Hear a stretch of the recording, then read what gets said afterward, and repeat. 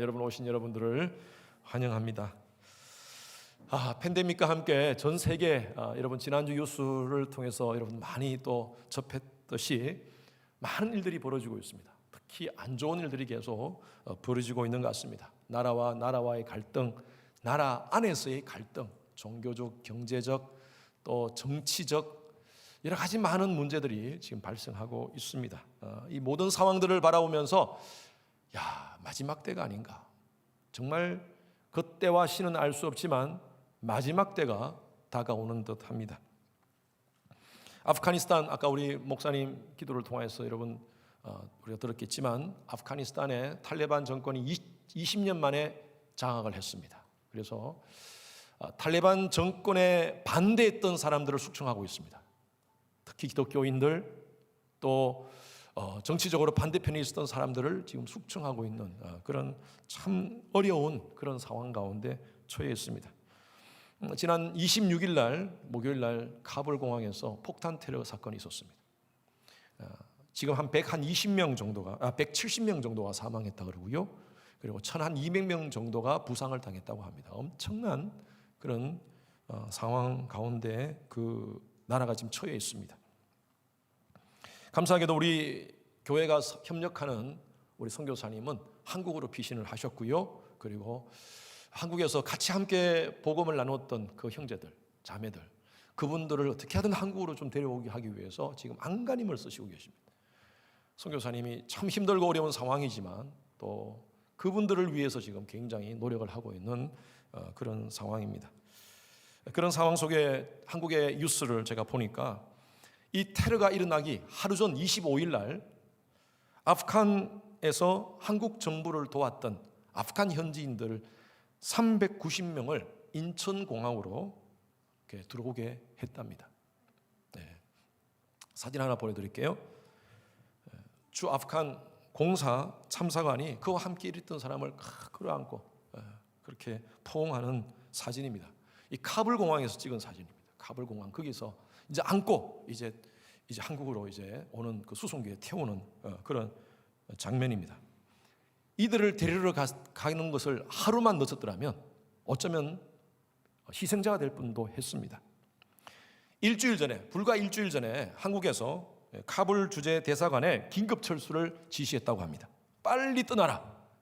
그래서 직원들이 그냥 허둥부둥 뭐 있는 거 다 두고 몸만 기본적으로 챙겨가지고 떠나면서 거기 현재 직원들에게 얘기를 했답니다. 한국을 도왔다든지 또 미국을 도왔다는 사람들이 탈레반에서 다 죽일 수가 있으니까 그 가족을 다 어떻게 할 수가 있으니까 너무너무 불안해하는 그 사람들을 향하여 우리가 곧 데리러 오겠습니다. 다시 데리러 오겠습니다. 라는 약속 한마디 딱 던지고 돌아갔다고 합니다. 그리고 약속대로 일주일 만에 이들을 데리고 온 것입니다. 정말 감사한지. 근데 저는요 이 아프간 현지인들의 마음을 한번 생각해 봤습니다. 데리러 오겠다는 그 약속을 하고 갔는데 안 오면 어떡하나. 그 기다렸던 시간들, 일주일이라는 시간들이 얼마나 길었을까요? 정말 목숨이 위태위태한 그런 상황 속에서 가족을 지켜야 되고 정말 여러 가지 모든 상황들 아주 복잡한 생각들이 많았을 것입니다.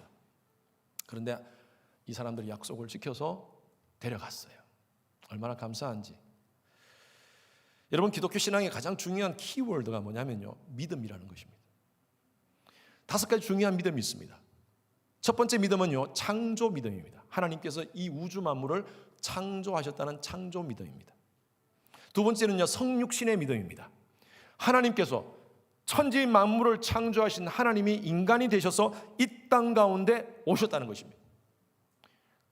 세 번째는요 십자가 믿음입니다. 그분이 왜 오셨는가? 왜 예수가 이 땅 가운데 오셨는가? 바로 십자가를 지시기 위해서 나를 구원하시기 위한 그 하나님의 놀라우신 계획이셨다. 이 믿음입니다. 십자가 믿음.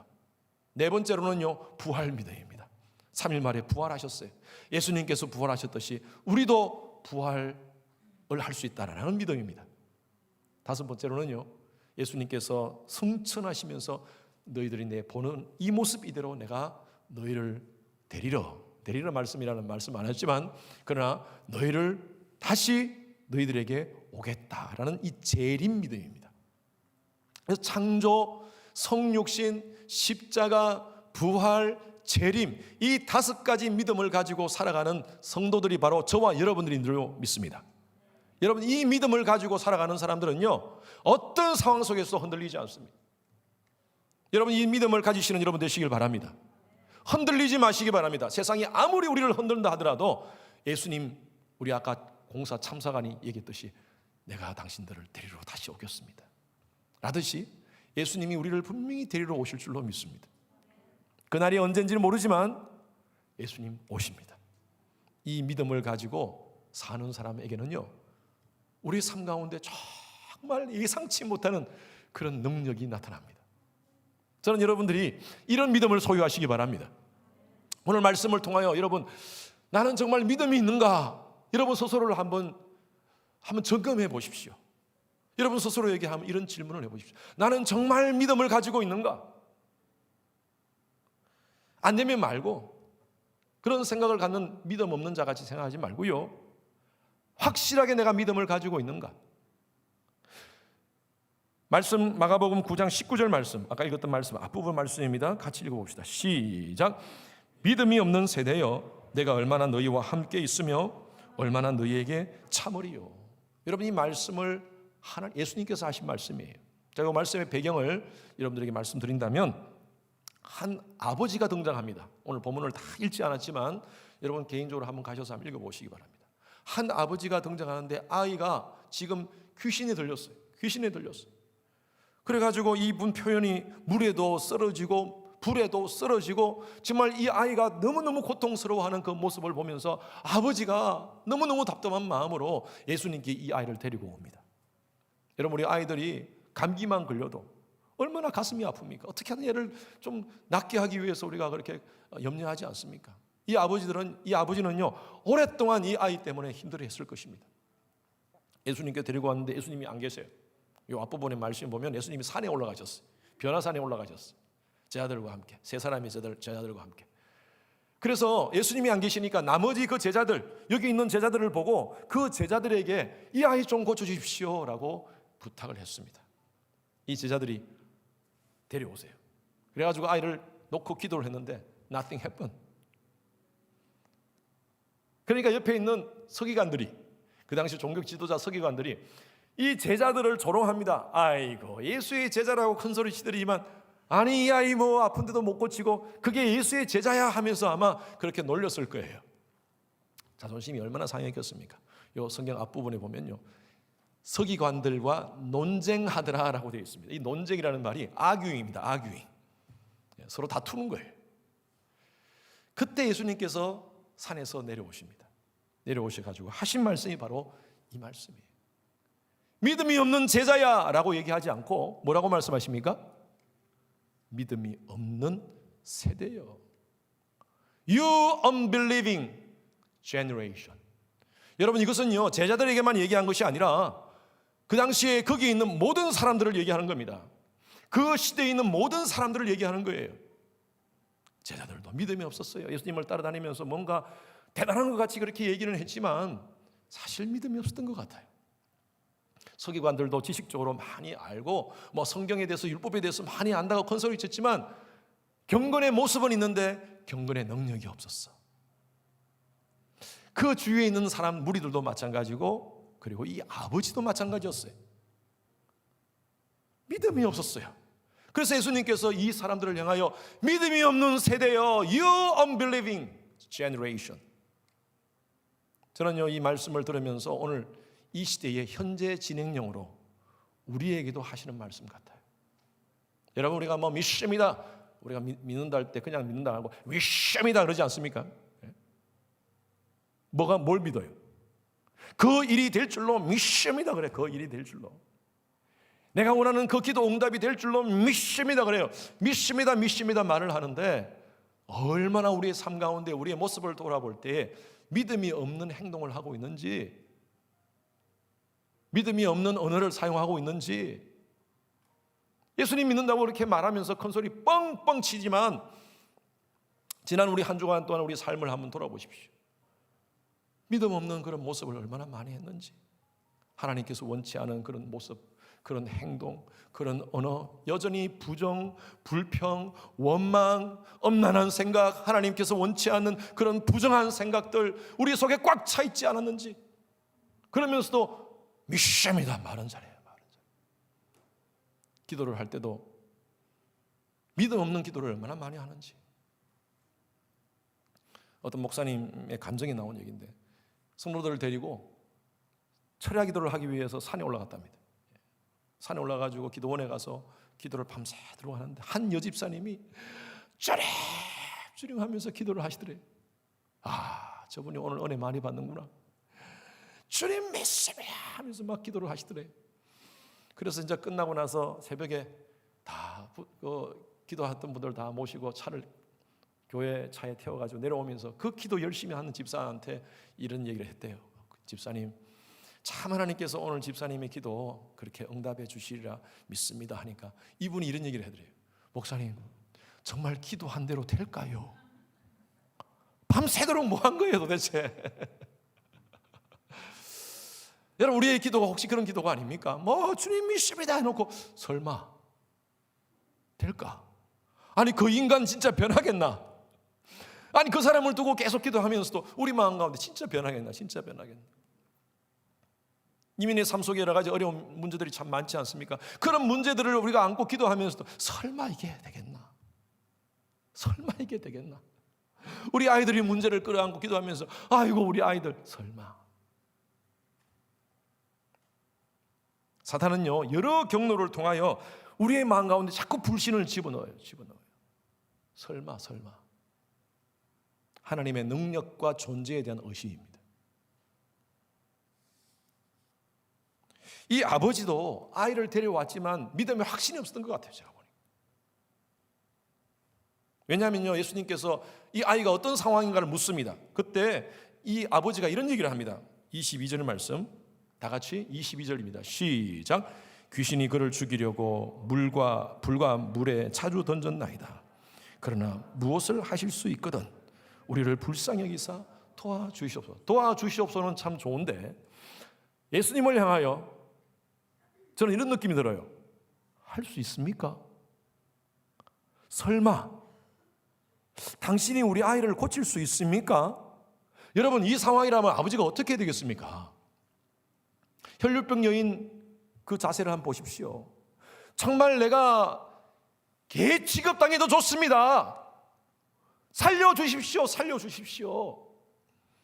은혜의 뿌쓰레기라도 내가 먹고 싶습니다 라면서 달려들어야 되지 않습니까? 예수님께 그렇게 해달라고, 하나님 살려달라고, 예수님 살려달라고, 우리 아이 낫게 해달라고 그렇게 얘기해야 되지 않습니까? 그런데 할 수 있습니까? 할 수 있으면 해보세요. 이거예요. 그러니까 예수님이 하시는 말씀이 믿음 없는 세대여, You unbelieving generation. 하도 많은 실패를 당하니까, 하도 많은 실패를 경험했으니까 설마 되겠나? 이 아이의 상태를 보니까 이건 도저히 이건 고칠 수가 없다. 내가 이 아이를 데려오긴 데려왔지만 이 사람이 예수님을 보고 이 사람이 도대체 이 아이를 고치겠나? 여러분 의심을 가진 거예요.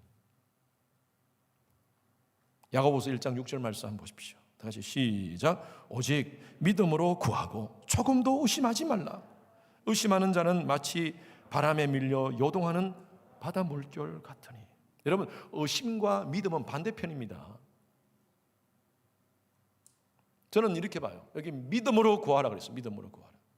믿음으로 구한다는 것은요, 오늘 설교에 정말 중요한 이 포인트가 되는 말씀입니다. 믿음으로 구한다는 것은 뭐냐면요, 두 가지입니다. 첫 번째로는요, 하나님의 존재와 하나님의 능력을 인정한다는 것입니다. 이게 바로 믿음으로 구하는 거예요. 하나님의 존재와 능력을 인정하고 기도하는 거예요. 이게 바로 믿음으로 구하는 겁니다. 두 번째로는요, 나의 삶에 하나님의 주권을 인정합니다. 이게 믿음으로 구하는 거예요. 우리는 여러분 믿음으로 구한다 그러면 내가 원하는 이 문제, 이 문제가 될 줄로 믿습니다. 여러분 이게 믿음으로 구한다고 생각하는데 그러면 안 되면 어떡할 거예요? 그게 안 되면 어떡할 거예요? 하나님 안 계시는 거예요? 하나님 존재를 인정하지 않는 거예요? 여러분, 우리가 믿음으로 구한다는 것은요, 이거하고 상관없어요. 이거하고 상관없어요. 하나님, 당신의 존재를 믿습니다. 하나님, 당신의 능력을 믿습니다. 하나님, 당신의 주권적인 손길이 내 삶 가운데 있는 줄로 믿습니다. 이거예요. 이게 바로 믿음으로 구하는 거예요. 이거는 하나님 뜻에 맡깁니다. 우린 자꾸 이쪽만 포커스해요. 이건 신경 안 써요. 그러다 보니까 실망하고 의심하고. 왜? 많은 경험을 해봤으니까. 내가 백수가요, 어느 백수가 집에서 계속 빈둥빈둥, 몸도 건강하고 그런데 놀면서 그냥 지내는 거예요. 백수가 결심을 합니다. 내가 기도를 해야겠다. 그래서 돌 하나를, 산에 가서 돌, 이만한 돌을 딱 책상 위에 놓고 오늘부터 철야 기도를 해야겠다. 이 돌이 금덩어리가 되게 하여 주시옵소서. 철야 기도했습니다. 금식하면서 철야했습니다. 그리고 아침에 눈을 딱 떴는데, 와, 여전히 돌이에요. 변한 게 없어. 그러면 그렇지, 역시 하나님 살아계시지 않아요. 여러분, 돌이 금덩어리가 되는 게 하나님의 뜻입니까? 글쎄요. 그게 하나님의 뜻이라면 천지 만물을 창조하신 하나님이 왜 돌 금덩어리 못 되게 합니까? 되게 하실 수 있는 분이에요. 우리 삶 가운데 여러분, 그런 역사도 일어납니다. 정말 내가 예기치 않은 그런 상황인데 하나님께서 역사하실 때가 있습니다. 예수 안 믿는 사람들은 그걸 뭐라 그러는 줄 아세요? 에이, 그거 우연이지. 우연히 그렇게 될 수도 있는 거지. 어떤 청년이, 제가 자주 인용하는 C.S. 루이스라는 신학자에게 이런 질문을 했습니다. 선생님, 기독교의 기적이라는 게 우연의 일치라고 생각되지 않습니까? 우연의 일치를 두고 괜히 그냥 기적이라고 이렇게 얘기하는 것이 아닙니까? 라고 그렇게 물었답니다. 그러니까 C.S. 루이스가 맞습니다. 어쩌면요, 우연의 일치일 수 있습니다. 그런데 기도가 멈춰지면 그 우연도 멈추어집니다. 무슨 말씀인지 여러분 이해되셨습니까? 기도하면 우연의 일치가 하나님의 역사로 나타난다는 거예요. 그게 우연의 일치가 아니에요. 하나님의 역사죠. 여러분, 영적으로 정말 하나님 앞에서 부지런히 하나님을 찾는 사람들은요, 하나님께 기도를 통하여 이런 역사를 경험합니다. 믿음 없는 그런 자세 갖지 맙시다. 능치 못함이 없는 믿음 있는 자가 어떤 자인가? 두 번째입니다. 23절 한번 읽어봅시다. 같이 시작. 예수께서 이르시되 할 수 있거든이 무슨 말이냐? 믿는 자에게는 능히 하지 못할 일이 없느니라 하시니. 자, 여기 보니까 22절에 아버지가 요청을 합니다. 할 수 있거든. 당신이 하면 할 수 있거든. 해보세요. 여기에 주체는 누굽니까? 누구예요? 예수님이에요. 예수님. 당신이 한번 할 수 있으면 해보세요. 근데 예수님께서 말씀하시는 주체는 누굽니까? 지금 믿는 자예요. 믿는 자. Everything is possible예요. 누구에게? For one who believes. 믿는 자에게 이런 일이 일어난다는 것입니다. 모든 믿는 자예요. 예수님만이 아니라 누구에게나 이런 역사가 일어날 수 있다는 것입니다. 자, 그렇다면 우리가 이런 질문을 갖습니다. 믿는 자에게 모든 일이 일어난다? 그러면 믿는 자는 모든 것이 만사형통이네? 그런데 내가 가만히 우리 주위의 삶 속에서 우리 현실을 한번 보십시오. 믿는다고 하는데 실패하는 사람들이 있습니다. 믿는다고 하는데 사업이 안 되는 사람이 있습니다. 믿는다고 하는데 여러 가지 가정의 어려움을 갖는 사람이 있습니다. 질병으로 고통당하는 사람이 있습니다. 믿는 사람인데, 내가 보니까 믿는 사람인데, 그런데 믿지도 않는데 잘 먹고 잘 살아요. 사업도 잘 돼요. 자녀들도 잘 돼요. 모든 것이 잘 돼요. 믿지 않는데. 여러분, 우리가 이런 질문을 합니다. 왜 우리가 이런 헷갈림이 있는가 하면요, 믿는 자에 대한 정의를 우리가 잘못 이해하기 때문입니다. 기독교인과 예수를 믿는 자는 다릅니다. 오늘날 많은 사람들이 교회에 오지만, 교인이라고 얘기를 하지만 그 중에서 예수를 믿는 사람은 그렇게 많지는 않은 것 같아요. 오늘날 이 시대를 보니까. 교회는 다니는데 믿지 않은 사람들이 있습니다.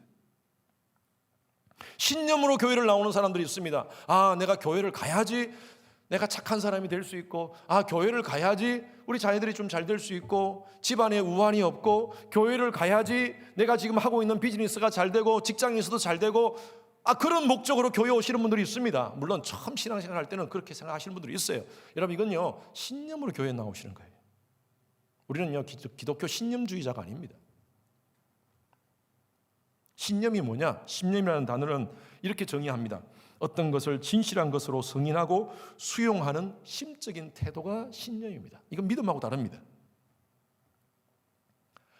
하늘은 스스로 돕는 자를 돕는다. 우리가 잘 알고 있는 거죠. 어떤 분은 이거 성경에서 참 좋은 말이 있다라고 이렇게 얘기하시는 분이 있는데, 성경에서 나온 말 아닙니다. 미국의 건국 아버지 벤자민 프랭클린이 한 말이에요. 이것은 신앙을 얘기하는 것이 아니라 신념을 얘기하는 것입니다. 내가 마음 먹고 열심히 하면 하늘이 돕는다는 거예요. 열심히 교회 나와주면 하나님께서 도와주시겠지. 이건 신념입니다. 신념. 기독교 신앙은 신념이 아닙니다. 우리는 신앙인이 되어야지 신념자가 되어서는 안 됩니다. 제가 말씀드린 대로 믿는 자가 뭐냐? 이 믿는 자의 정의는요, 다시 말씀드립니다. 믿는 자라는 것은요, 하나님의 주권을 믿는 것입니다. 그리고 하나님의 존재와 하나님의 능력을 믿는 것입니다. 그것을 믿고 살아가는, 신앙하는 사람이 바로 믿는 자예요. 이건 상관없어요. 이건 내가 원하는 대로 돼도 안 되고, 안 되면 감사하고 안 돼도 감사한 거예요. 분명히 내가 믿는 것은 하나님의 존재와 하나님의 주권, 하나님의 능력을 내가 믿고 사는 거예요. 그런데요, 신기하게도요, 이걸 인정하고 살면요, 우리 삶 가운데 정말 기적 같은 일들이 벌어집니다. 이 말씀, 예수님께서 이 아버지에게, 믿는 자에게는 능히 하지 못한 힘이 없다라고 하는 이 말씀을 들은 이 아버지가 정신을 번쩍 차립니다. 이분이 바로 메시아구나. 그래서 24절에 이 고백을 하는 겁니다. 24절. 자, 여러분 고백까지 한번 고백해 봅시다. 다 같이 시작. 곧 그 아이의 아버지가 소리질러 이르되 내가 믿나이다. 나의 믿음 없는 것을 도와주소서 하더라. 이제 아버지가 정신 차렸어요. 당신이 메시아이심을 믿습니다. 당신의 능력을 믿습니다. 당신의 존재를 믿습니다. 라고 고백을 하는 거예요. 그러니까 예수님께서 이 아버지의 소원을 들어주세요. 27절 말씀 다 같이 시작. 예수께서 그 손을 잡아 일으키시니 이에 일어서니라. 이 아이의 손을 잡아 일으키십니다. 여러분, 우리도 이 아버지와 같이 좀 솔직했으면 좋겠어요. 교회 생활 오래 했다고 해서 내 스스로 내가 믿음이 좋다고 착각하는 경우가 있어요. 교회 생활 오래 하신 분들은 믿음이 좋을 수도 있습니다. 계속 말씀을 듣고 신앙하니까요. 그런데 자동적으로 믿음이 좋아지는 게 아니에요. 교회에서 직분을 받았다고 해서 장로님, 권사님, 안수 집사님을 해서 자동적으로 믿음이 좋아지는 게 아니에요. 여러분, 예수님을 인격적으로 만나셔야 됩니다. 진짜. 정말 내 삶 가운데 구세주로 인정하고요, 내 삶의 주권자로 인정하고 그렇게 사는 것, 그것이 진짜 믿음으로 성장하는 거예요. 이거 신경 쓰지 말고요, 이건 물론 우리가 필요합니다. 우리가 필요한 게 있어요. 그러나 이게 되면 감사하고 안 돼도 감사한 거예요. 그게 주권신앙 아닙니까? 주권신앙. 이것만 확실히 붙잡고 있으면 이거는요, 그 다음이에요. 저도 목사지만요, 때로는 섭섭할 때가 있어요. 하나님 앞에 왜 이런 상황이 벌어집니까? 아니, 이거 하나님, 이거 오랫동안 기도했는데 왜 이게 역사가 안 일어납니까? 이렇게 아픈 사람인데 제가 기도하면 탁 나아야 될 거 아닙니까? 근데 왜 안 났습니까? 하나님께 때로는 섭섭해요. 그러다가 정신 차립니다. 이 아버지같이, 하나님, 저의 믿음 없음을 용서하소서. 내가 왜 이 사람을 낫게 해야 됩니까? 하나님께서 낫게 하셔야죠. 누구의 욕망이에요? 내 욕망이에요. 아, 내가 이 사람을 낚이면요, 이 사람이 와, 허성의 목사님, 능력의 목사님이시다. 아, 그리고 소문나면 얼마나 기분은 좋겠습니까? 그런 마음이 제 마음 가운데 있는 거예요. 내가 낚이는 게 아닌데.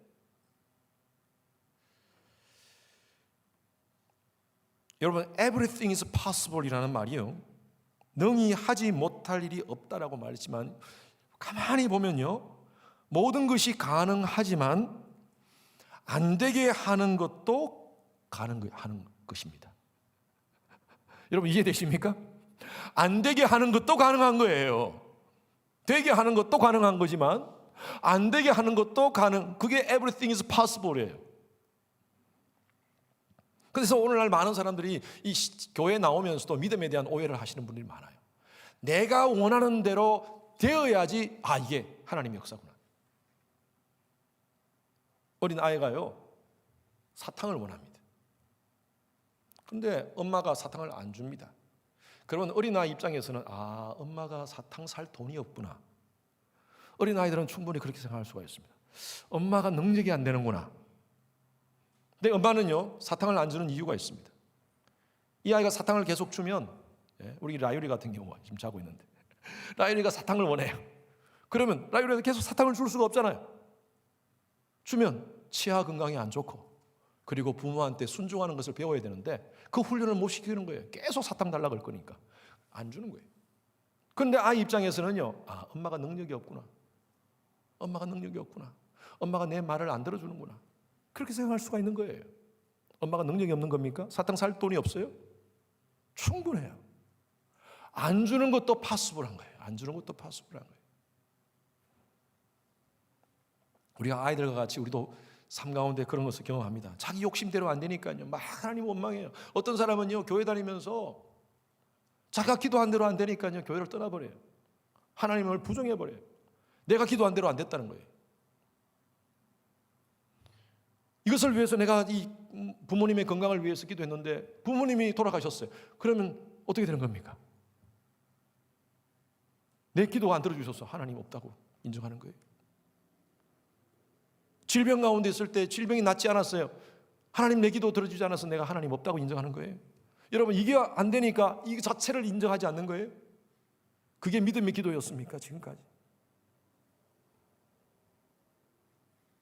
예수님께서 이 기도에 대한, 믿음에 대한 얘기를 하시면서 비유로 이런 말씀하셨어요. 겨자씨 같은 믿음만 있으면 산을 옮길 수 있다 그랬어요. 예수님께서 비유를 말씀하신 거예요. 우리가 이 성경을 읽을 때 잘 이걸 문맥을 잘 보고 전체적인 흐름을 잘 보셔야 됩니다. 그런데 아, 내가 작은 믿음만 있으면 엄청난 역사가 나를 통해서 나타나는구나, 그렇게 생각하세요.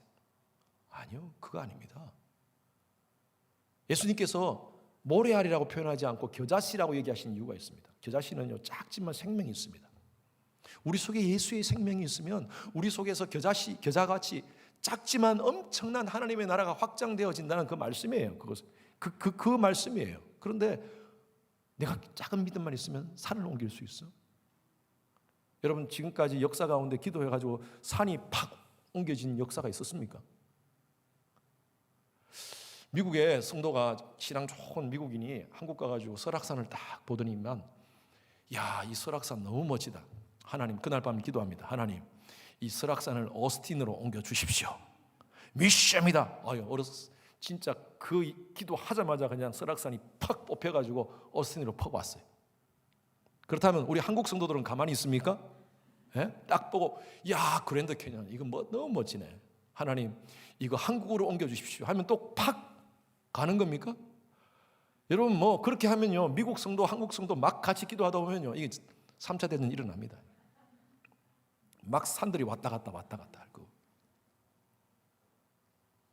제가 오래전에 봤던 영화인데 제 기억으로 신이요, 기도하는 사람의 기도를 다 응답해 줍니다. 그러니까 그날 하루에 수십만 명이 로또 1등에 당첨됐어요. 다 기도하는 사람들. 그런데 문제는 세상이 혼란 상태로 갑니다. 케이오스 상태로 가버려요. 여러분, 우리가 기도한 대로 다 정말 이 믿음으로 이것을 위해서 기도하면, 내가 원하는 것을 위해서 기도하면 다 된다면요, 여러분, 세상은 엄청난 문제 가운데 생깁니다. 내가 미워하는 사람, 어이구 저 사람 가다가 교통사고 나게 하소서, 그대로 돼버리면 어떡합니까? 그러면 나는 멀쩡할까요? 누군가 나를 위해서 그런 기도하면 어떡하나? 이런 세상이요, 우리는 다 그래요. 내 뜻대로 내가 원하는 대로 되기를 원해요. 그리고 이 목적을 두고 이것을 위해서 기도해요. 믿음의 기도를 한다고 그래요. 주여 미션이다 그래요. 하나님은요, 이거보다도 이걸 하기를 원해요. 이 믿음의 기도를 하기를 원해요. 하나님의 존재와 하나님의 능력과 나의 삶 가운데 하나님의 주권을 인정하라는 거예요. 이게 바로 믿음의 기도고요, 믿는 자들이에요. 우리는 잘못 이해하고 있습니다, 믿음에 대해서. 하나님을 나의 욕구의 충족의 도구로 여러분 사용하지 마십시오. 내가 기도한 대로 되지 않으면 하나님 없다? 그러면 내가 내 기도 들으면 내가 원하는 대로 되면 하나님이 있고, 안 되면 하나님 없고, 하루에 몇 번씩 왔다 갔다 하나님 있다 없다 하시겠네요. 휴스턴 지역의 어떤 대형교회 목사님이 늘 이런 얘기합니다. 하나님을 믿는 사람이라면 그가 믿고 생각한 대로 모든 것이 다 이루어진다. 정말 그렇게 됩니까? 우리 하나님 믿고 있는데 내가 원하는 대로 다 이루어집니까? 여러분, 이것은요, 믿음이 아니라 신념이에요. 신념. 기독교 신념주의자로 만드는 겁니다. 다시 말씀드리지만 믿음은요, 나를 향한 하나님의 주권적인 손길을 인정하고요, 그분의 존재와 그분의 능력을 인정하는 것이 바로 믿음이에요. 믿음은 때로는 내게 일어나는 일들이 내 뜻과 다르더라도 나는 better way를 원해요. 이 상황 속에서 이게 better이라고 생각해요. 그런데 내가 원하는 대로 안 되고 다른 길로 되더라도 하나님의 주권을 인정하는 사람들은요, 이것이 the best way구나. 내가 보기에는 아닌 것 같지만 하나님이 인도하시는구나. best way로 인정하고 살아가는 것이 바로 신앙인이에요. 그런데 저는요, 이런 분들 가운데 하나님의 기적을 경험하는 분들을 많이 봅니다. 저 개인적인 삶도 그래요. 저 개인적인 삶 속에서도 정말 어떨 때는 하나님, 그렇지만 하나님의 존재를 인정합니다.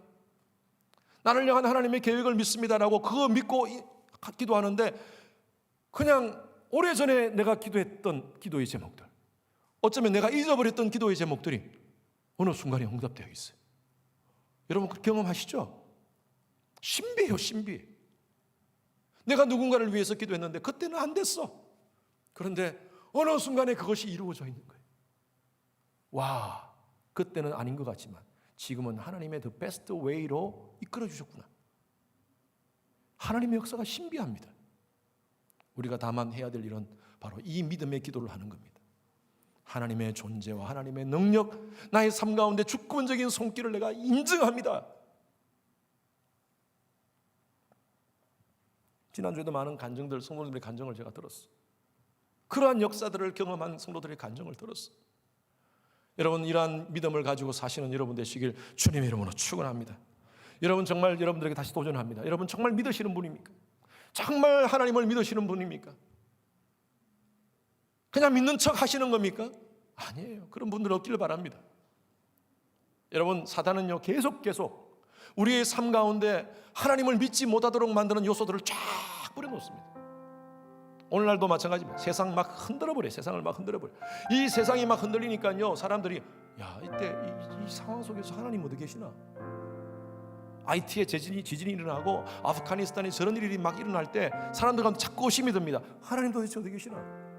하나님 없는 거 아니야? 이런 상황 속에서 세속적 가치관이 우리를 붙잡아요.